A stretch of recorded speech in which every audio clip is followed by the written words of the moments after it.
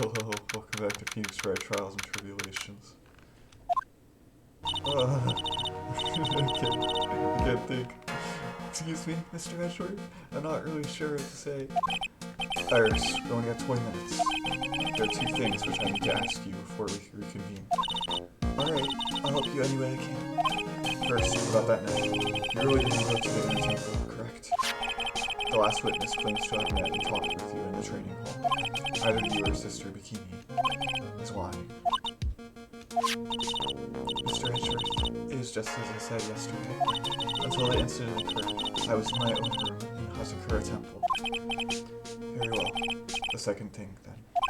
That night, the temple snowmobile was used in between the time Sister Bikini returned to the main hall and when she bore witness to the murder, sometime between 10:30 and 11 p.m. that night.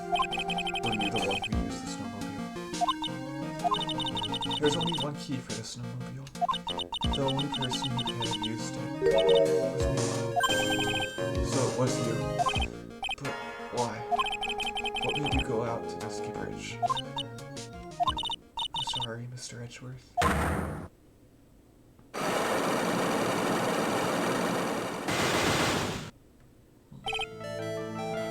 Iris, I can't tell you about that yet. Not until her safety is confirmed. Her? The safety of the acolyte. She must be talking about mine.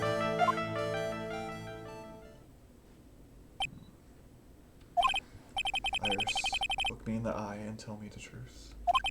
Did you kill Elystian? No matter who or what may come, I could never take a life. As I thought, no psychologues. Very well. It is my job to get to the truth. You'll discover this for yourself soon enough.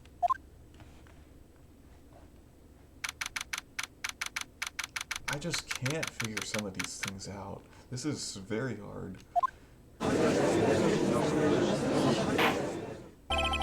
Court will now reconvene. Miss Von Karma, where's the witness? During the break, a man was detained for suspicious behavior in the gallery. Suspicious behavior? He was sketching something, very intensely. Dare I ask what the witness was sketching when he was detained? He drew a terrifying woman with a demonic face and a vicious whip. I can only presume that his intention was to get to me. Anyway, it's time to drag this pathetic excuse for an artist before the court. Why are you stealing him? I hope you're ready. Get in here. It would seem that whip is going to see plenty more use today.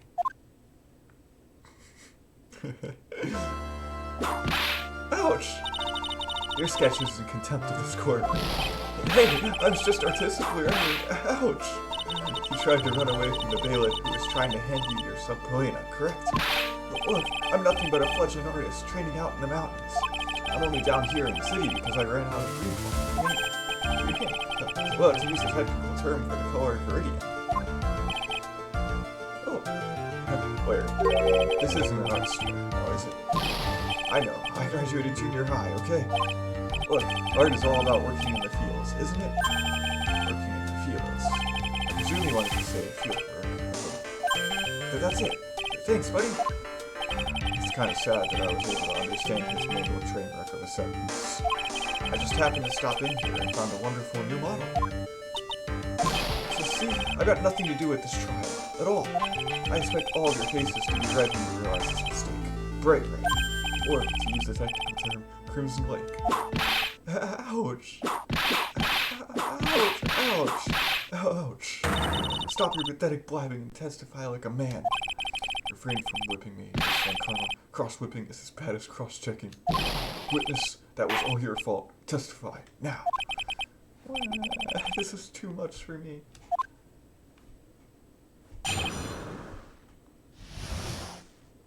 What I saw.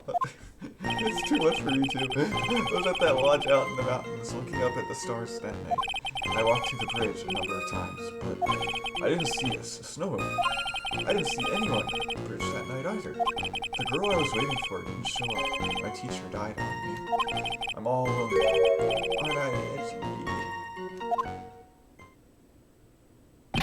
Witness, please refrain from talking directly to the lawyers during your testimony. I'm just a nobody, nothing but a small, worthless man, aren't I? And why wasn't I asked for my name and occupation, or anything else? Mr. Edgeworth, this man seems to have quite a severe inferiority complex. He's recently been the cause of numerous incidents. I think he's finally realized for himself just how much of a nuisance he has been to other people. Yeah, that's right. I'm behind everything. Every case. Watch out, okay?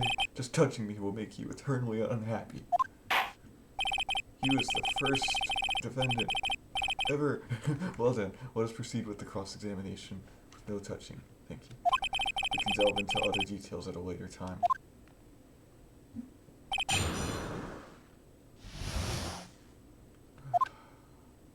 Oh, we're doing this again already, huh?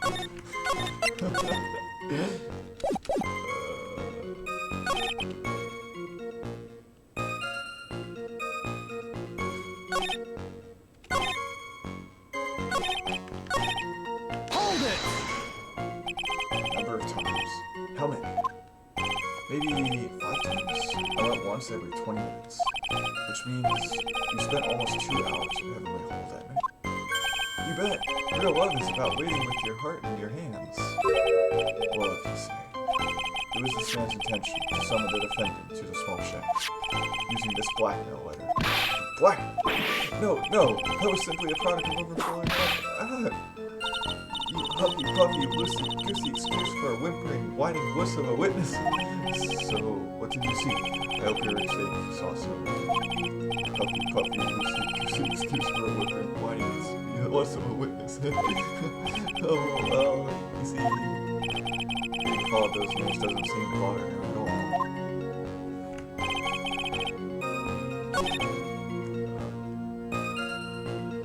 Hold it! You didn't meet anyone? That's right, because I've got nothing to do with this. I'm just here to buy some Viridian paint, okay? Come on, I expect to see those Crimson Lake faces now. It would appear that simply pressing him isn't going to be enough, Mr. Edgeworth. Indeed, it seems that he's going to claim to have nothing to do with this today. I don't want this guy to cost us any more time. I need to slice through his obvious contradictions and keep things moving along.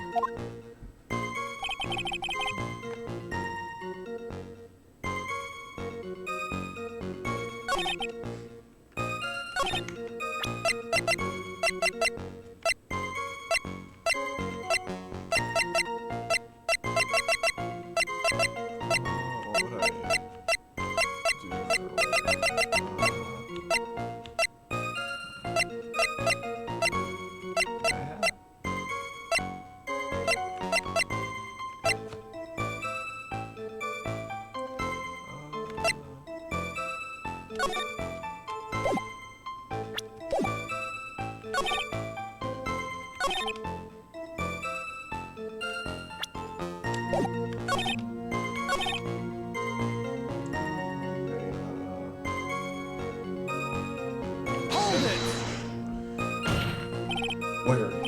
You really didn't see it. Hey, no need to hit your desk. I can hear you. I didn't see it. I didn't see a snowmobile. Larry, say snowmobile for me, please. Snowmobile. If you truly have nothing to hide, then why are you stammering like you just flew over Cuckoo's nest? So shut up. What is this? I don't know. Don't ask me. Seems I don't need to start from a more obvious contradiction. I'm going to strike the blow that will finally get it to spill the beans.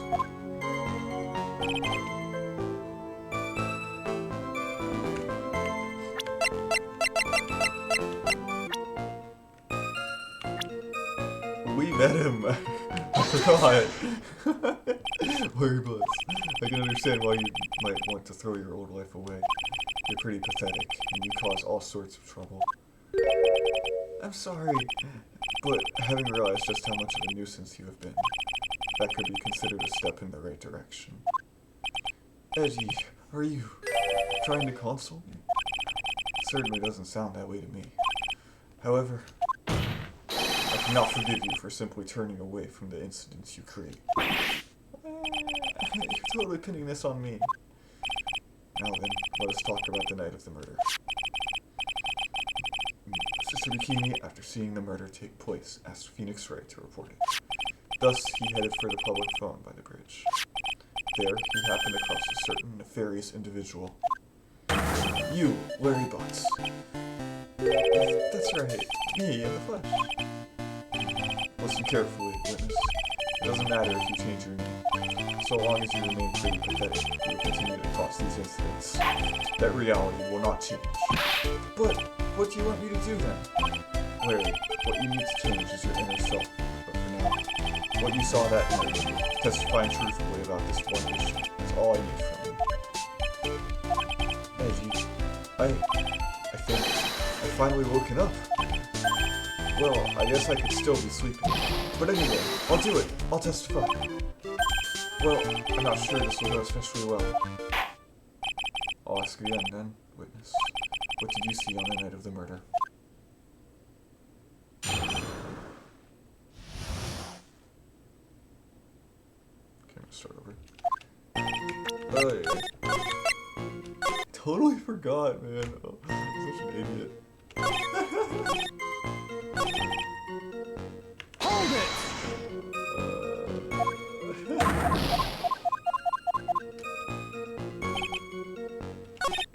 Hold it!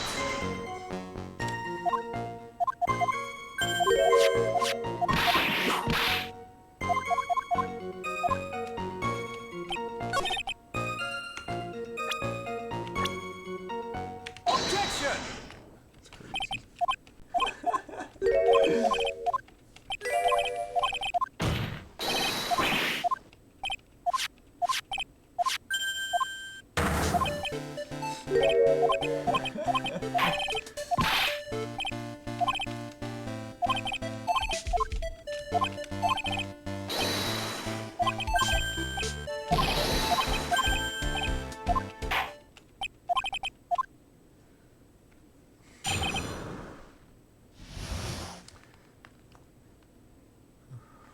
What I saw, part 2.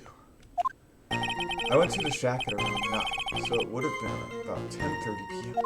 I was lying under my bed when a white flash almost blinded me. I looked out the window. The dusky bridge was on fire. There was still some thunder, but I went right away to check it out. That's when I ran into Nick. You certainly saw quite a lot, didn't you? So, what happened to the bridge after it caught on fire? It was like me after a 3-day stint chasing a girl. It totally burnt out. Like, almost totally gone. I mean, trying to cross the burning remains was what caused Nick to fall. What did you say? Oh, don't worry. It's nothing life-threatening. He just caught a cold. I never know what that meant, if he should be called lucky or unlucky. Now, Mr. Edgewood, please commence your cross-examination.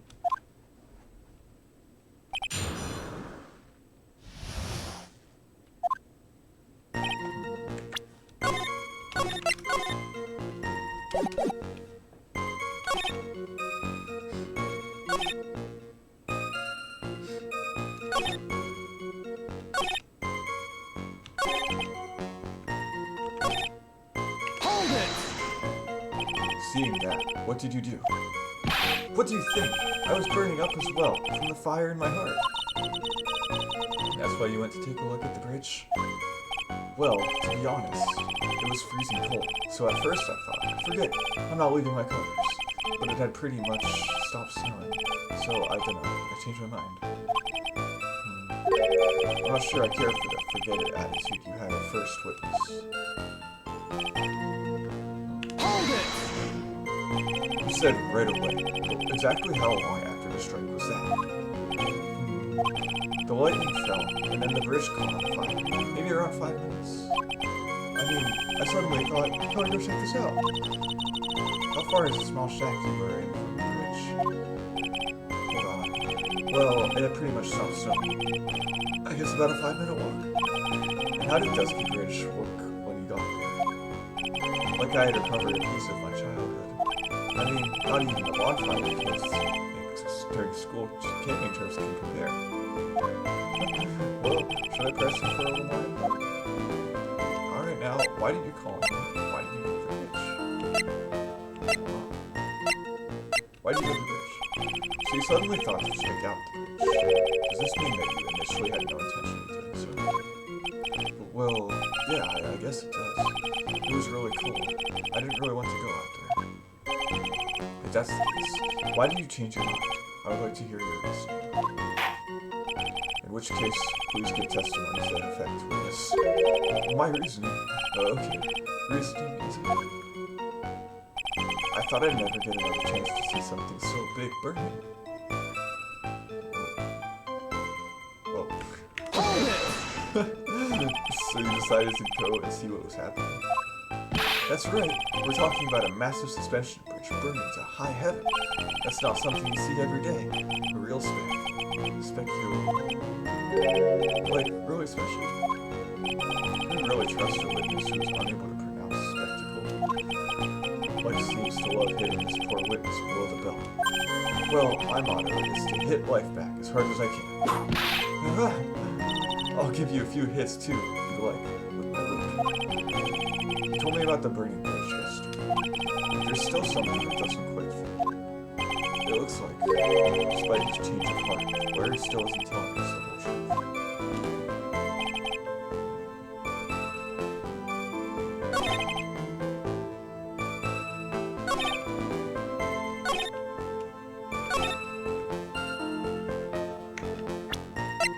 So now the other statement is gone. It actually got replaced. That's what I meant, Nick. Now instead it's I thought I'd never get another chance.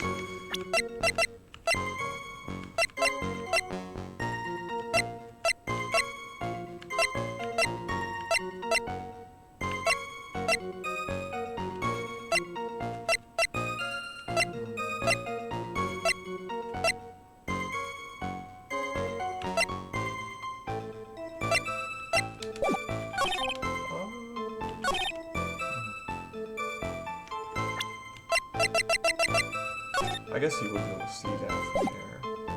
Okay.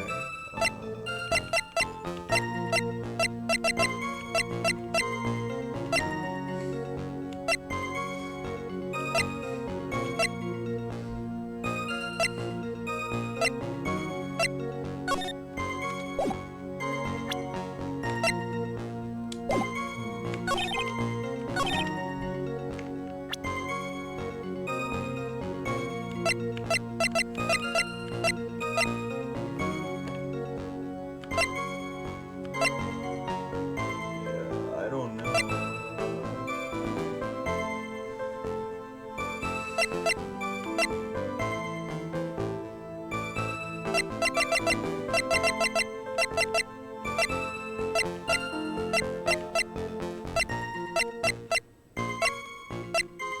Probably not this statement.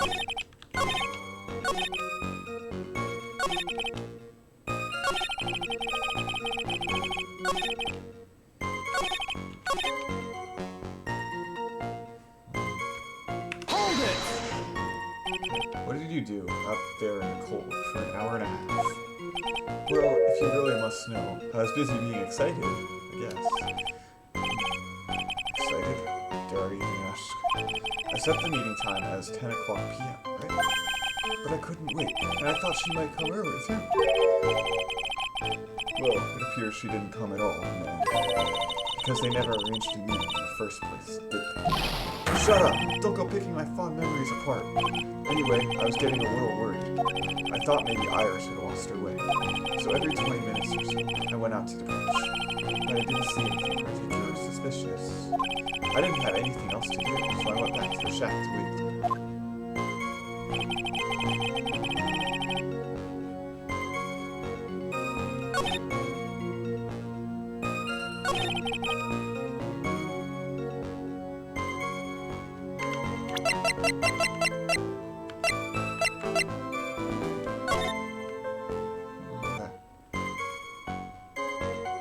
So that's why he went to the bridge.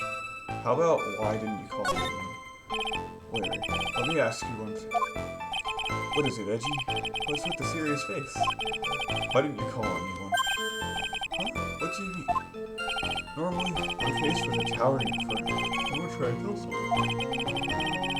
the public phone right by Dusky Bridge, correct?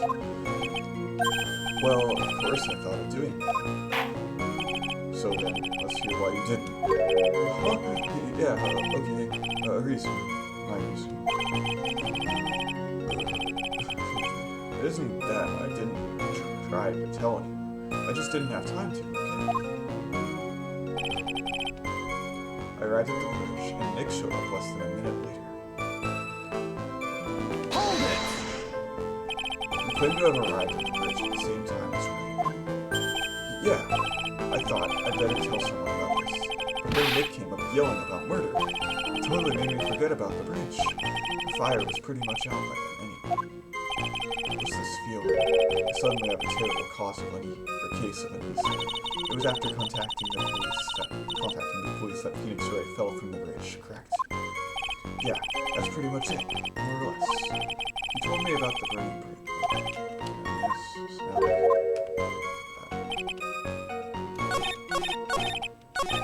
so I have that.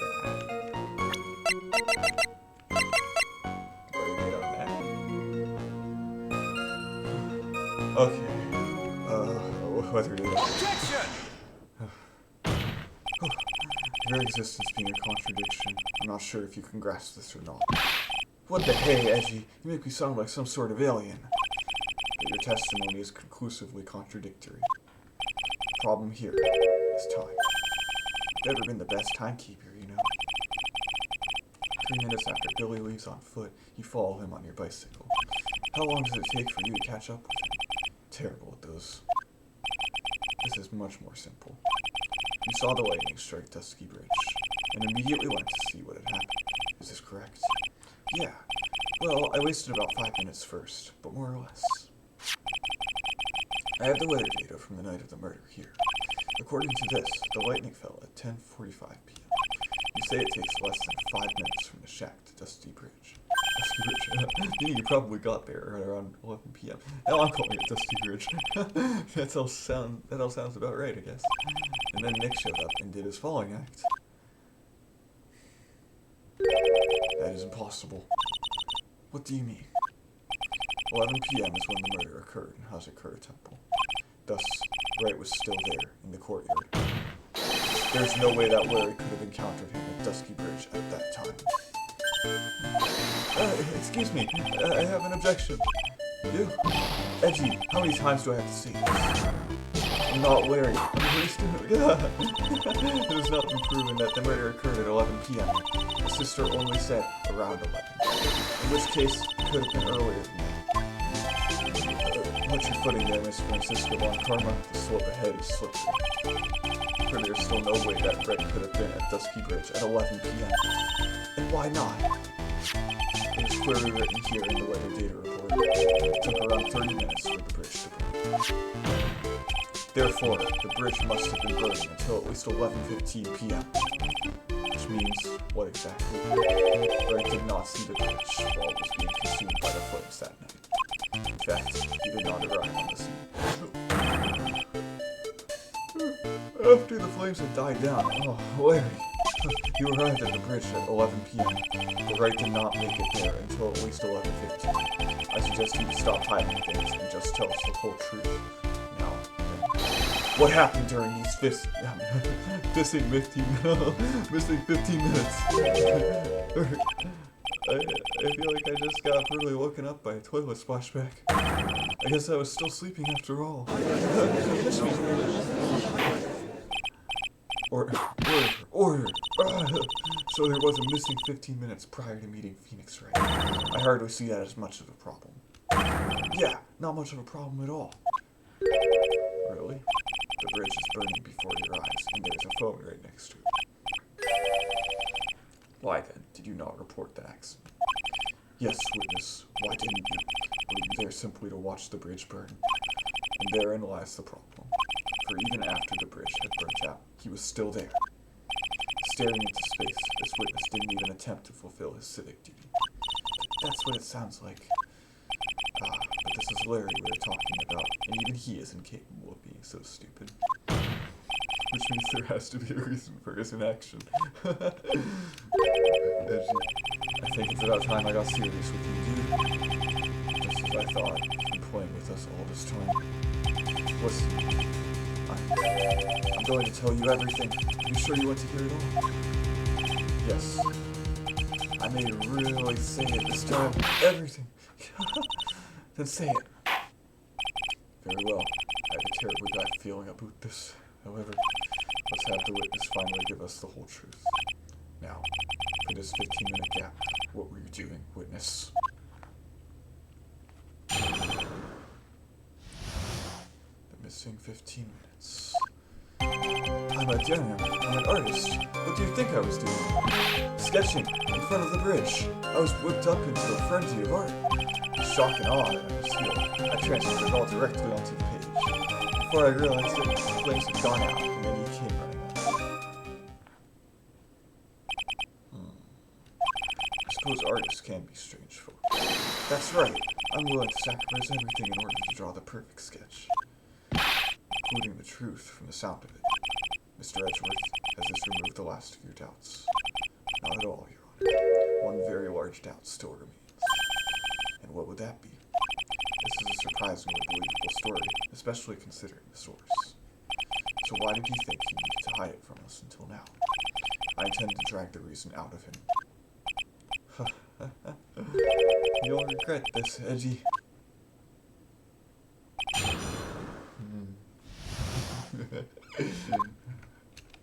Oh no, Larry, I thought you were my friend. Ah! Hold it! Sketching, the burning bridge. The burning bridge and everything that came with it. What came with it? You want to hear this from my lips, do you, Edgy? You'll regret this. Sketch of mine is enough. Just take that ridiculous sketch of yours out already, witness. What are you talking about? I don't know what you mean. That does indeed appear to be the fastest solution. I'll leave it to you, Mr. Edgeworth. What should I do? I've got a terrible feeling that the instant this sketch is revealed, the entire world will be changed by what is depicted there.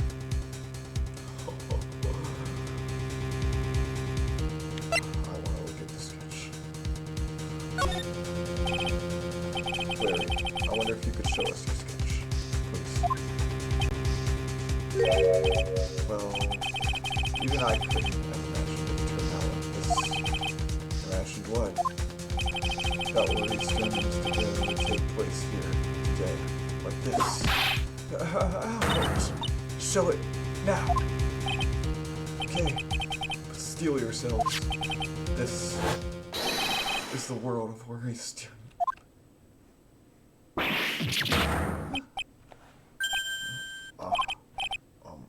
Well, so this is Dusky Bridge, correct? Quite a large bridge, isn't it? Your response, Miss Von Karma? Yes, well, it's a better drawing than I expected. Isn't it? Isn't it? I struggled to reproduce those flames. I really did. Yes, I'm sure you did. This is going to get ugly. No one has the courage to bring it up, it seems. This mysterious flying object. Larry. What? The burning bridge is fine. But what is that unfortunate looking figure? You spotted that? I thought you might. However much I might want to ignore it, I can't. It's Iris, of course. Iris! I wish you'd take better care of herself. We have to plan for our future, you know. But what would have happened to her if she had injured herself flying like that? Larry, please, answer this next question honestly. Okay. Are you really claiming to have seen this? Are you claiming to have seen the silhouette of the defendant flying over a bridge that was engulfed in flames? Yep, that's what I saw. That's why I drew it. I'm an artist. A real artist. Art! Hi, the girl. She's really high up in this picture.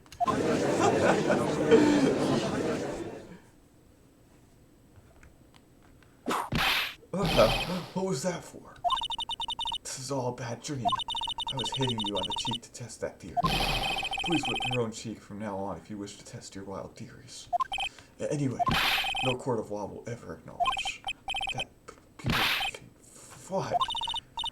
Turns out Big Top did. Actually, there is some precedent for this. She was flying pretty high, my sweet Iris.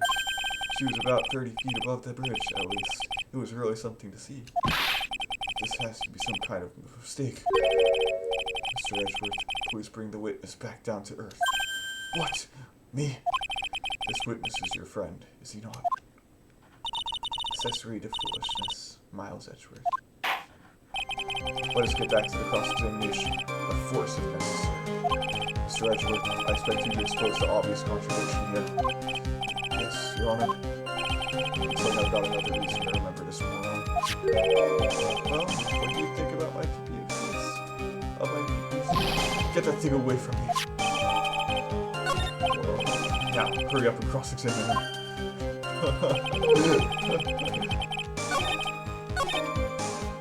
I saw Iris flying, her white hood fluttering. The shock and awe that I was feeling, I transferred it all directly onto the page.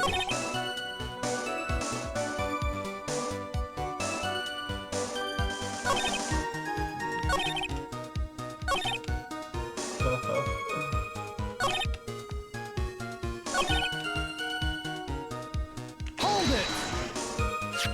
You transferred everything directly onto the page, and that is the sketch here. Yep, sensational, isn't it? Or should that be scandalous? It put my mind at ease. And it did. That's right, the reason she didn't come to me, even though I waited for her, was because she was trapped on the other side of the bridge. Could it be that Iris undertook that dangerous, desperate flight in order to reach me? That's gotta be it. Alright, go. Hey, Serge. Continue, please.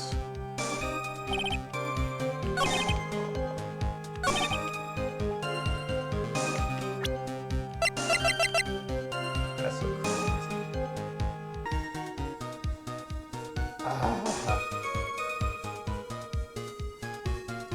I'm at the point where I can kind of get it, and I want to check just in case. Objection! Larry, what did you really see that night? Not that I particularly care. In your position, that's just being irresponsible.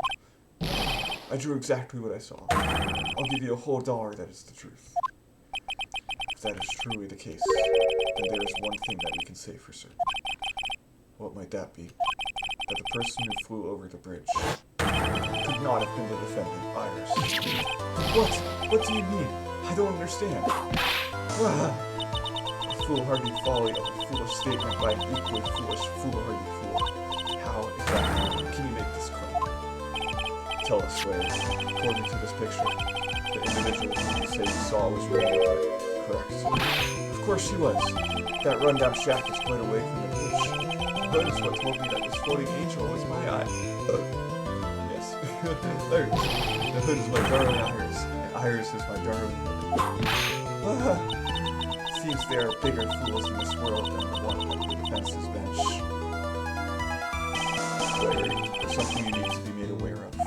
On the night of the murder, Iris wasn't wearing her hood. She had given it to Wright as a gift. Are you going to change your story now? Perhaps suggest it was Wright who took flight. What are you talking about? I think you understand what I mean just fine. Why? Why did Nick have Iris's hood? What? Reggie, what's going on with Iris and Nick? Why, you... Nick, you dog.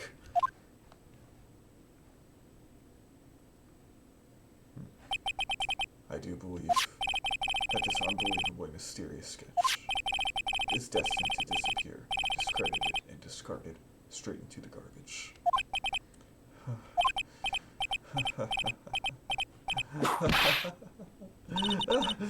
What is it now, witness? Feels like I've been waiting 25 years for this very day to come. And today is the day I get to completely stupefy you. What? What is the meaning of your outburst, witness? I hate to have to do this, but I have some definitive evidence. Evidence? Iris did indeed come flying over the burning bridge, and I Worry still shall prove it. I didn't expect to ask this again, but we shall be testimony once again. Tell us anything you know concerning the theft of Show us your evidence that this nightmare is actually reality. Okay, I hope you're ready, Edgy, because I'm going to feed you a walking serving of pain. You've been serving us a walking serving of pain this whole time. Trust me.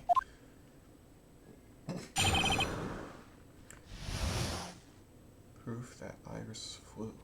When I reached Dusky Bridge, she was already gone. I was so worried, so I frantically searched all over for her. That led to me finding a beautiful crystal sphere, half buried in the snow. I'm sure that Iris was simply wearing a spare hood. After all, no one else could have lost a crystal sphere. A crystal sphere. This one. Pretty, isn't it? But finders keepers. That sphere. Where did you find it? Let me see. Around here somewhere. Looks about it. Right. And it was half buried in the snow. It had pretty much stopped snowing by then. But there was still some falling as I walked to the bridge. Cord accepts this crystal sphere. That's mine, okay? I want it back afterward. There's something on it. Oh my. It's blood. What? Blood? You ready, Edgy? By tomorrow morning, you'll be calling me Master Lawyer. Yeah, I like the sound of that. No one's going to push me around anymore. Didn't you want to be called Lawyer Stionum only a few minutes ago?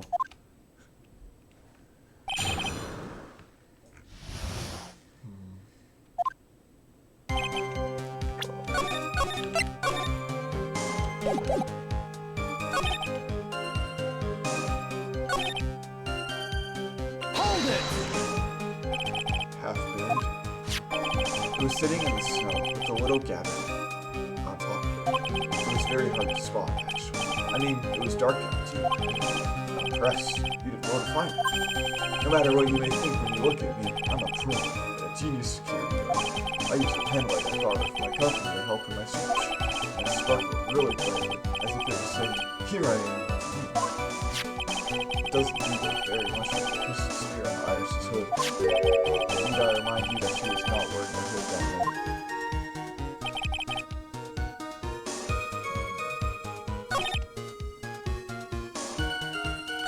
Hold it! Each man is assigned their own hood, and they are assigned only one. I don't know anything about that, okay? And Iris is special, alright, dude? Even if she did steal a spare hood, I'll forgive her. This is getting us nowhere.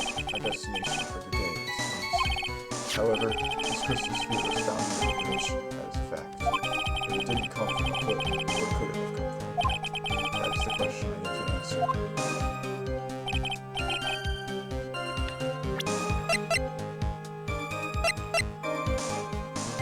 Objection! Larry, that night, there was someone who lost a crystal sphere. There was? Who was this stupid idiot? Mr. Weaston, the mentor to a stupid idiot. The victim? I have a photo of her here. And on the end of her staff, you can see a familiar looking crystal sphere. Hey, that's my photograph. Give it back. Ouch! A crystal sphere like that is quite easy to find. I have one just like it on my brooch.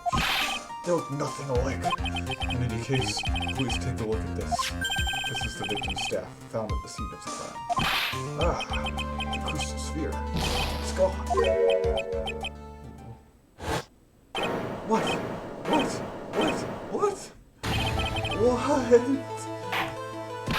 Just what does this mean? If anyone jumped or flew across the bridge that night, it certainly was not Iris. After all, she was not wearing her hood. More importantly, the crystal sphere found at the landing site was not hers either. That means the one who flew and dropped the sphere was the victim, so it's done.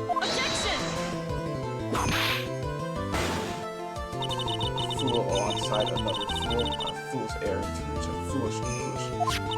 First of all, this sketch, which I prefer to call a scribble, is ridiculous. People cannot fly, thus is easy. Rejected.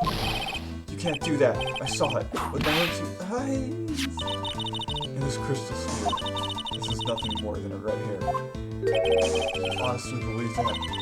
Give it some thought, and I'm sure you'll realize it as well, Miles Edgeworth. At least Diana was interviewed that night, on the night of the murder. There was no reason for her to go to Dusty Bridge. Therefore, the sphere cannot be related to this case. That's all. Objection! As Francisco von Karma, the only people who will accept that explanation are scatterbrains and clowns. Why are you pointing at me? The victim's crystal sphere was found near the bridge on the night of the murder. Yet you expect us to believe this has nothing to do with the case. Objection! That crystal sphere, it was probably thrown away at the bridge after the murder. After the murder. There is blood on the crystal sphere, isn't there? This naturally suggests that it was thrown away after the murder took place. The killer placed it there to throw the investigation on the scent. This was the exact same reason. Then he drew that ridiculous sketch. What? You mean I'm the killer? No way! All joking aside, just when did this crystal sphere appear near the foot of the bridge? Unless this can be proven in some way, I refuse to believe this is related to the case. She makes a valid point. There is no evidence that at least down in left has occurred temple that night. However, if somehow this crystal sphere can be proven to have been dropped before the victim was killed, then this case is going to transform into something else entirely. Response, Mr. Edgeworth. I want your final opinion on the disposition of this crystal sphere.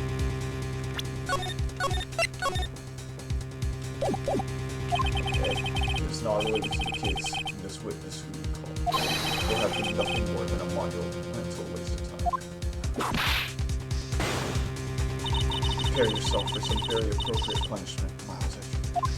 Can I prove that the crystal sphere was dropped before the murder took place?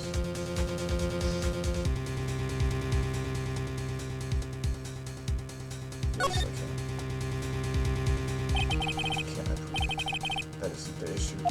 Simply prove it. That's the only option. That's what he did. That's the way Phoenix Wright would do this. Your Honor, allow me to prove something to you. I will prove that this crystal sphere is a vital link to solving this case. What? That look in your eyes. You remind me of Phoenix Wright when he was cornered. That should come as no surprise. Because right now, I am Phoenix Wright, and I am indeed cornered. I order you to present your evidence, Mr. Edgeworth. Okay. Evidence that proves that the crystal sphere was indeed dropped before the murder.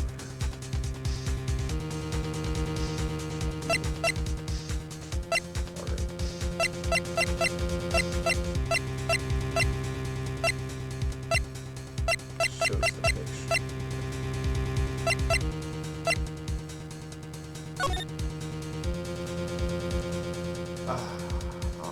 So much quick. I got it. It shows me the crime photo right there, and the actual thing I'm supposed to show is the crime photo. Take that! This crystal sphere, it was half buried in the snow, correct? That's right. If it hadn't stopped snowing, then it would have been game over. The snow would have totally covered it. That's all I needed to hear from you, Larry. Your testimony makes one thing quite clear. What? When the crystal sphere was dropped, it was snowing, even if it was ever so slightly. Snowing? On the other hand, let us look at the scene of the murder. As proven earlier today, there is no snow on the victim's body. Therefore, the crystal sphere must have been dropped before the murder.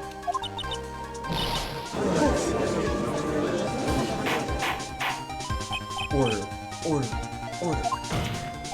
On the night of the murder, the victim did indeed go to Dusty Bridge. There's something occurred that caused the staff's crystal sphere to come loose. What could that have been? The sphere, there's something on it, isn't there? Allow me to raise a certain possibility of destruction. The real crime scene is near the foot of Dusty The murder didn't take place in the Hazakura Temple courtyard. Only a fool would suggest such a foolish piece of absolute foolishness. Just who is the fool, and which part is so foolish, was my problem. Have you been paying any attention this whole time, Miles Edgeworth? The sister saw everything. She saw the victim being killed by the defendant in the Hazakura Temple courtyard. Objection! That's not exactly true, now is it? To put it more precisely, what she saw was the murder weapon being removed from the victim's body. That's the same thing. No, it isn't. You said it yourself.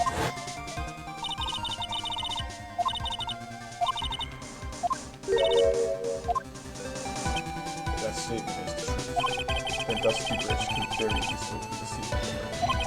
The murder weapon was not removed, thus there was no bleeding. Objection! You are forgetting one vital thing, Miles Edgeworth. Elysiana's body was found in Hazakura Temple. On foot, it takes 15 minutes to travel from Dusky Bridge to Hazakura Temple. You need to suggest someone carried the body all that way. I made it this far. The only place to take this is too bad. I just need to think that my version of the events is also perfectly possible. Now, if the defense is ready, what would like to have an explanation? Who shows the method by which the victim's body was carried out? Ooh.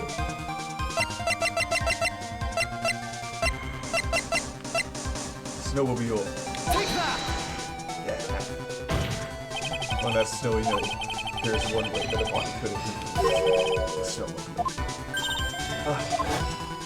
As we know, the snowmobile was used then. It was explained as having been used to dispose of the murder weapon, but it could also have been used to carry a body. Order! God. This is completely unacceptable, Miles Edgeworth. You dug yourself into your own grave. What do you mean? The only one who could have used the snowmobile was the defendant. She's the one who moved the body. Doesn't that put the final nail in your coffin? You're too late, Francisco von Karma. And in fact, the defense has proven something else entirely. We have shown that this case requires further investigation. But what? Where was the victim? What was done? Really killed? If her body was moved, whatever for her. And finally, just what does this image mean? Do you even need to think about that? Such a creature could never see the truth, let alone describe it. Objection! This witness certainly sits on one of the lowest possible branches of humanity. However, he would never utter a lie that could hurt a girl with whom he is enamored. He drew this, so it is something that actually happened. The defense stands firm on this point. Eddie, yes, thank you. That settles it then. I cannot give a verdict under these circumstances. Right.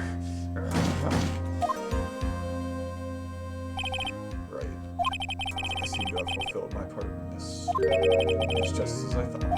Francisco von Karma, you make a wonderful brother. Excuse me. There was one reason, and one alone, for me being here. To expose the darkness lurking in this case, and then pass it on to Wright. Really? That's what this was all about? You could have just told me that from the very beginning. Then I wouldn't have had frenzy with me. Ouch. Miles Edgeworth, I don't care about what you were here to do. This is my chance to finally grind you under my heel. A shame that your chance seems to have slipped you by. What a shame, Francie. This is all your fault. Such a terrible... I demand satisfaction.